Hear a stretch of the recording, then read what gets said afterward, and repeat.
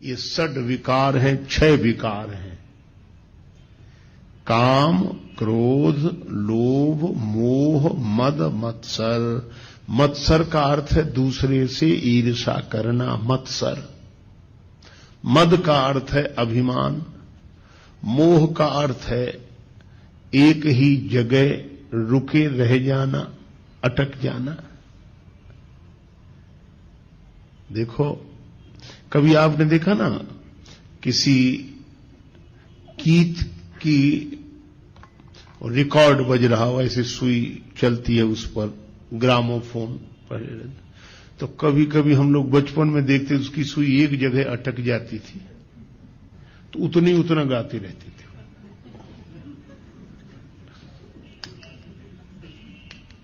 किसी को अच्छा नहीं लगा, अरे बंद करो ये, तो वो तुरंत ठीक करता था। मैं आज भी देखता हूं, मोह का अर्थ यही है कि जिसकी सुई एक ही जगह अटक जाए वो उतना ही गाना, उतना ही निकले, उतना ही अटक जाना। गीत चलता रहे है ठीक है, लेकिन अटक जाना, जो अटका वही भटका। तो अटको मत, चलते चलो, हम तो हमारी मस्ती में झूमते चले हैं। ये मोह है, अटक जाना। देखो, गुलाब के फूल के मूल में, उसकी डाली में भौरा रुक ही रहा। गुलाब के फूल झड़ गए, पत्तियां गिर गईं, किसी ने भौरे से कहा कि जाओ। भौरा बोला, यही आशा अटक्यो रहो, अली गुलाब के मूल, हुई है बहुरी बसंत ऋतु इन डारन बेफूल। फिर खिलेंगे गुलाब, हम डाली तो छोड़कर नहीं जाते। ये मोह। कमल संपुटित होने लगा, कमल के बंद होने का समय आया, भौरा फिर भी बाहर नहीं निकला, भ्रमर नहीं निकला, उसी में कैद हो गया। किसी ने कहा तुम तो काठ को चीर कर निकल जाते हो, कमल के कोमल पत्ते को चीर कर निकल जाओ। बोले निकलने की जरूरत क्या है, सवेरा होगा, सूर्योदय होगा, कमल खिलेगा, फिर पराग का पान करेंगे। अहो मोह महिमा बलवाना। और तब तक सूर्योदय होने के पूर्व ही एक मतवाला हाथी आया, उस कमल को मूल सहित तोड़कर ले गया, खा गया। भौरे का जीवन भी समाप्त हो गया। इसी तरह मोही मन यह सोचता है कि अटके रहो, फिर रस लेने के लिए अटके रहो, तब तक काल का मतवाला हाथी आकर जीवन ही नष्ट कर देता है। ये मोह। मत्सर दूसरे से ईर्षा, मद माने अभिमान। जो मिला है, देखो अभिमान कब आता है, मिली हुई चीजों पर ध्यान जाता है तो अभिमान आता है, मिली हुई विशेषताओं पर ध्यान जाता है तो अभिमान आता है, और देने वाले पर जब ध्यान जाता है तो अभिमान चला जाता है, फिर भगवान दिखाई देते हैं, अभिमान नहीं। मत्सर दूसरे से ईर्षा, अपनी तरफ कम ध्यान, दूसरे की तरफ ज्यादा। अपना दुख उतना दुख नहीं है जितना कि दूसरे का सुख नहीं देखा जा रहा है। मत्सर, मोह, मद। और इसी तरह काम, क्रोध, लोभ, 4 ये काम, क्रोध, लोभ, मोह 4, मद, मत्सर, ये 6 विकार हैं। लोभ है, जो मिला है वह छूटे नहीं कभी, यह लोभ है। अच्छा देखो, लोभ और लालच में अंतर है। दूसरे का मिल जाए ये लालच है, लेकिन लोभी कौन, बोले दूसरे का मिले चाहे न मिले पर हमारा न जाए, ये लोभ है। काम कोई ना कोई इच्छा बनी ही रहे, कभी शांति से नहीं बैठ पाते। अच्छा, कभी भी आप देखना, मन को देखते रहना, यह हमेशा कुछ ना कुछ चाहता रहता है कि नहीं? अगर ऐसा हो जाता तो, ऐसा हो जाता तो, ऐसा हो जाता तो, ये ऐसा हो जाता तो ही इस होने में सुख से नहीं रहने दे रहा है। हो जाता तो हो जाता। ये काम विश्रामहारी, इस काम के कारण ही विश्राम नहीं मिलता, और इसमें कहीं विघ्न पड़ जाए तो क्रोध प्रकट हो जाता है। काम पूर्ति पर बढ़ता लोभ। चलो कामना पूरी हो गई तो और कामना पूरी तो हो गई। अच्छा, एक बात बताओ, जितने काम से भरे हुए मन वाले हैं हम लोग, अच्छा हम लोगों ने कोई भी चीज 2 बार मांगी? आप प्रयोग करके देखें क्या? हमारी तो एक बार, तो एक बार मिल जाओ, बस एक बार मिल जाओ। इच्छा है एक बार मिल जाओ, बस एक बार। और एक बार करते करते अनेक बार जन्म जन्म के मर गए। अनेक बार, अनेक बार कोई कहता ही नहीं, एक बार। ये कामना कहती है एक बार, लेकिन अनेक बार भी तृप्त नहीं होगी, हो नहीं सकती।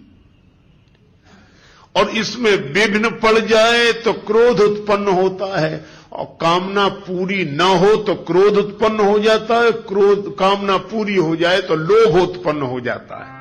काम पूर्ति पर बढ़ता लोभ, नहीं मिले तो होता क्षोभ। क्रोध अग्नि में जीवन को मत व्यर्थ जलाना रे, मुसाफिर चलते जाना रे, मुसाफिर चलते जाना रे।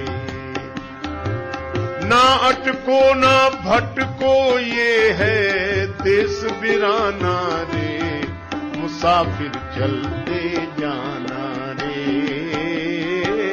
चलते जाना रे, मुसाफिर चलते जाना रे।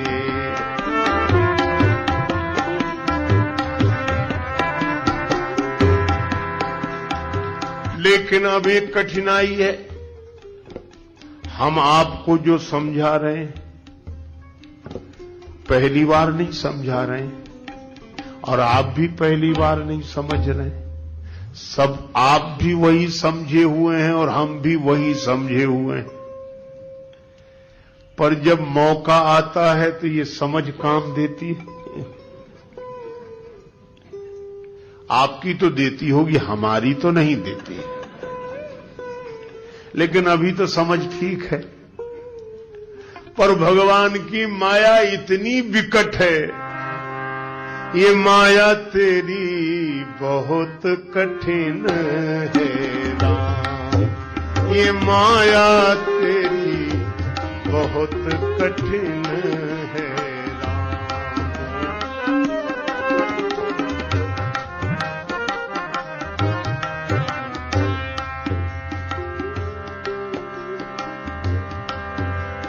दुख में सुख दिखला के बनाती, दुख में सुख दिखला के बनाती, बड़ों बड़ों को गुलाम बहुत कठिन है राम, ये माया तेरी बहुत कठिन है राम, बहुत कठिन है।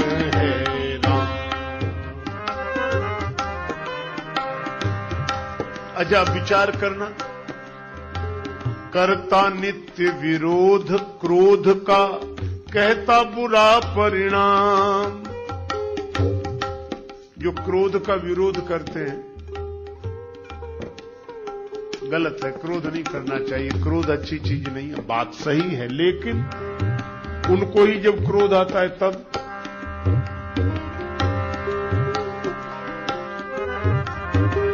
होता क्रोधित स्वयं तो होती वाणी बिना लगाम, ये माया तेरी बहुत कठिन है राम, ये माया तेरी बहुत कठिन है राम।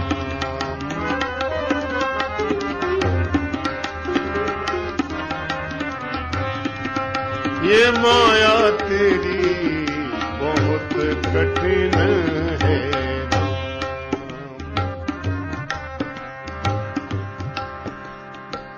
रक्त मांस हड्डी के ढेर पर मढ़ा हुआ है चाम, रक्त मांस हड्डी के ढेर पर चढ़ा हुआ है चाम। सभी जानते हैं, लेकिन देख उसी की सुंदरता, देख उसी की सुंदरता, हो जाती नींद हराम। माया तेरी बहुत कठिन है राम, ये माया तेरी बहुत कठिन है राम।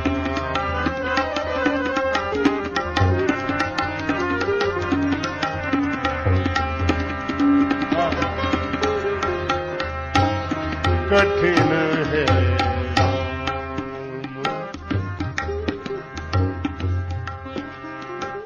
मृत्यु देखता है औरों की रोज सवेरे शाम, भवन बनाता ऐसे जैसे हरदम यहाँ मुकाम। ये माया तेरी बहुत कठिन है राम, ये माया तेरी बहुत कठिन है,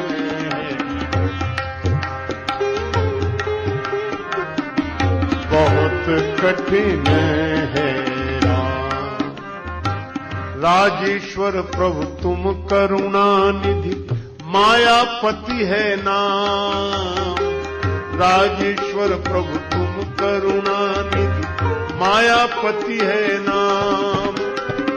नाथ निवेरो अपनी माया, नाथ निवेरो अपनी माया, जीव लहे विश्राम। बहुत कठिन है राम, ये माया तेरी बहुत कठिन है, ये माया तेरी बहुत कठिन है, ये माया तेरी बहुत कठिन है राम। इसलिए जानने के बाद भी जिसके कुप्रभाव से हम मुक्त ना हो पाए, जिस वजह से उसी का नाम माया है। सो दासी रघुवीर के समझे मिथ्या सोपी। हम समझ गए कि मिथ्या है, तीन काल में नहीं है, पर छूट न राम कृपा बिन नाथ कहूं पद रोप। कागभूषण जी कहते हैं, गरुड़ जी मेरा अनुभव है, निज अनुभव अब काऊं खगेसा, बिनु हरि भजन न जाहि कलेशा। इन क्लेशों से और विकारों से मुक्त होना पुरुषार्थ का परिणाम नहीं है, प्रसाद का परिणाम है, किसी का कृपा प्रसाद का परिणाम है। इसीलिए तुलसीदास जी कहते हैं कि मैं जानता हूं कि ये क्लेश है और ये विकार हैं, पर जानकर भी मैं इनसे मुक्त नहीं हो पा रहा हूं।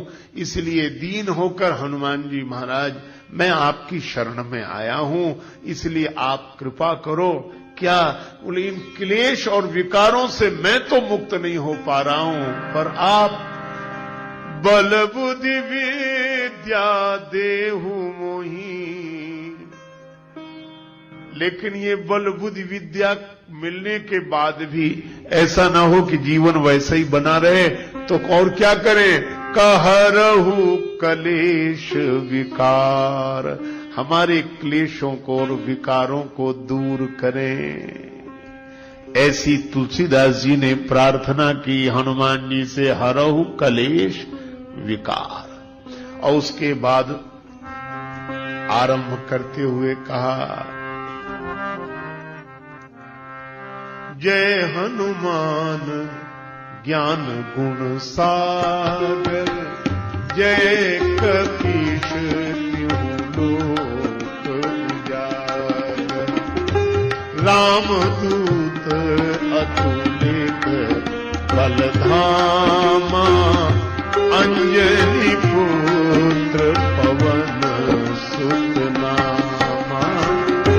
जय हनुमान ज्ञान गुण सागर, जय हनुमान ज्ञान गुण सागर, जय कपीश तिहु लोक उजागर, रामदूत अतुलित बलधामा, अंजनी पुत्र पवन सुत नामा। जय हनुमान हनुमान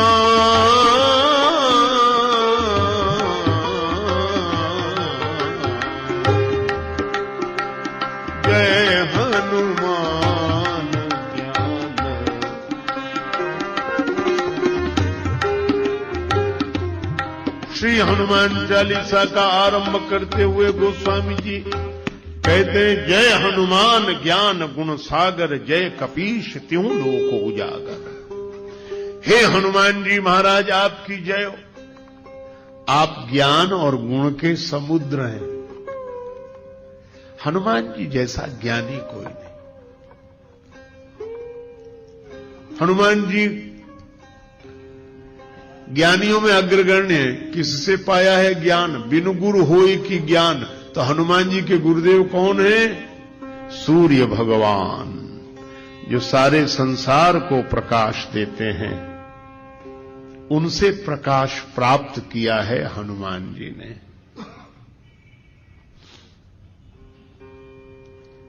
हनुमान जी थोड़े बड़े हुए, विद्या अर्जन के लिए गुरुदेव की शरण में जाना था, तो सूर्य भगवान के पास गए। सूर्य भगवान से प्रार्थना की, गुरुदेव मैं आपसे विद्या पढ़ने के लिए आया हूं, मुझे पढ़ाइए, विद्या दान दीजिए, कृपा करके गुरुदेव विद्या दान दें, विद्या दान दें। मैं आपकी शरण में हूं। संकेत यह मिला कि ज्ञान प्राप्त करने के लिए गुरुदेव की शरण में जाना चाहिए। गुरु कृपा से ही ज्ञान फलीभूत होता है। बिनु गुरु होय कि ज्ञान। गीता में भगवान श्री कृष्ण कहते हैं, तद विद्धि प्रणिपातेन परिप्रश्नेन सेव्यः उपदेक्ष्यन्ति ते ज्ञानम ज्ञानिनस् तत्वदर्शिनः। तद विधि, तद माने उसको, विधि माने जानने के लिए, तद विधि प्रणिपातेन, गुरुदेव की शरण में, अनुभवी पुरुषों की शरण में जाके प्रणिपात करे, दंडवत करे। लकड़ी की तरह सीधे होकर गिर जाना। दंडवत, डंडा बिल्कुल सीधा होता है। हम और जगह टेढ़े रहें, पर कम से कम गुरुजी के तो आगे सीधे रहें। वहां तो टेढ़ापन छोड़ दें। सांप भी सब जगह टेढ़ा रहता है, पर बिल में प्रवेश करता है तो सीधा होकर प्रवेश कर पाता। इसलिए प्रणिपातेन, फिर परिप्रश्नेन, पहले प्रणाम, क्योंकि श्रद्धावान लभते ज्ञानम, फिर उचित प्रश्नों का प्रयोग करें, गुरुदेव से प्रार्थना करें, अपनी जिज्ञासा रखें। परिप्रश्नेन सेव्या, उसके बाद उपदेक्ष्यन्ति ते ज्ञानम, उनके द्वारा ज्ञान का उपदेश होता है। किनके द्वारा? ज्ञानिनस् तत्वदर्शिनः, तत्वदर्शी पुरुषों के द्वारा ज्ञान मिलता है। गूढ़ौ तत्व न साधु दुरावही, आरत अधिकारी यह पावही। तो हनुमान जी के चरित्र से यह शिक्षा लेनी चाहिए कि ज्ञान पाना हो तो गुरुदेव की शरण में जरूर जाए। किसी ने कहा कि पुस्तक से ही ज्ञान मिल जाए तो गुरुजी बनाने की जरूरत है, गुरुजी के पास जाने की जरूरत है। गुरुजी जो बताएंगे वह तो किताब में भी लिखा हुआ है। देखो, मैं आपसे निवेदन करूं, आप बिल्कुल ठीक कह रहे हैं, पुस्तक में वही लिखा है जो गुरुजी बताएंगे, या यूं कहो कि गुरुओं ने पहले से जो बताया है वही पुस्तक में लिखा है। लेकिन फिर भी पुस्तक कभी उस तक नहीं पहुंचा सकती। पुस्तक केवल पुस्तक है, पुश करती है, धक्का देती उस दिशा में, पुस्तक है, पुस्तक नहीं। अच्छा, जैसे एक उदाहरण की बात आप देखो, किताब में लिखा है आपको मुंबई शहर से कहीं किसी दूसरे शहर में रेलगाड़ी से यात्रा करनी है, और रेलगाड़ियों का वर्णन जिस किताब में है वो रेलवे टाइम टेबल आपके हाथ लग गया है ना।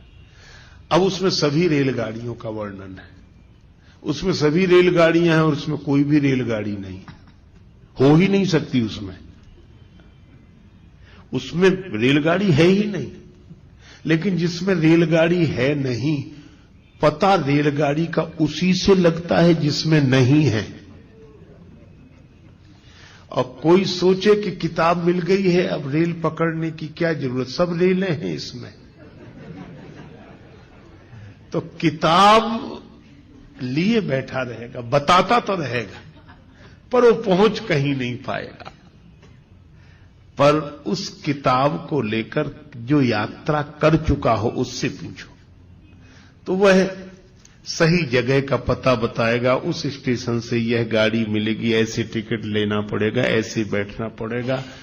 तो यह किताब में नहीं लिखा है, यह वह बताएगा।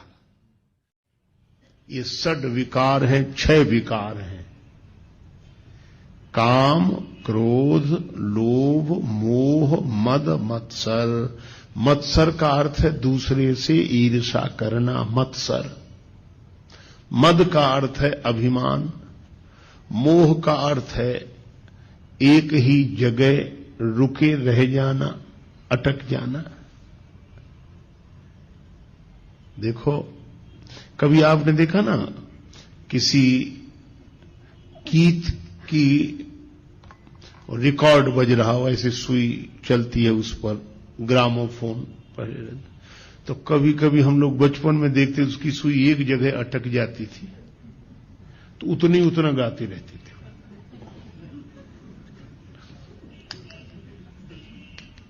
किसी को अच्छा नहीं लगा, अरे बंद करो ये, तो वो तुरंत ठीक करता था। मैं आज भी देखता हूं, मोह का अर्थ यही है कि जिसकी सुई एक ही जगह अटक जाए वो उतना ही गाना, उतना ही निकले, उतना ही अटक जाना। गीत चलता रहे यह ठीक है, लेकिन अटक जाना, जो अटका वही भटका। तो अटको मत, चलते चलो, हम तो हमारी मस्ती में झूमते चले हैं। ये मोह है, अटक जाना। देखो, गुलाब के फूल के मूल में, उसकी डाली में भौरा रुक ही रहा। गुलाब के फूल झड़ गए, पत्तियां गिर गईं, किसी ने भौरे से कहा कि जाओ। भौरा बोला, यही आशा अटक्यो रहो, अली गुलाब के मूल, हुई है बहुरी बसंत ऋतु, इन डारन बेफूल। फिर खिलेंगे गुलाब, हम डाली तो छोड़कर नहीं जाते। ये मोह। कमल संपुटित होने लगा, कमल के बंद होने का समय आया, भौरा फिर भी बाहर नहीं निकला, भ्रमर नहीं निकला, उसी में कैद हो गया। किसी ने कहा तुम तो काठ को चीर कर निकल जाते हो, कमल के को निकल जाते हो।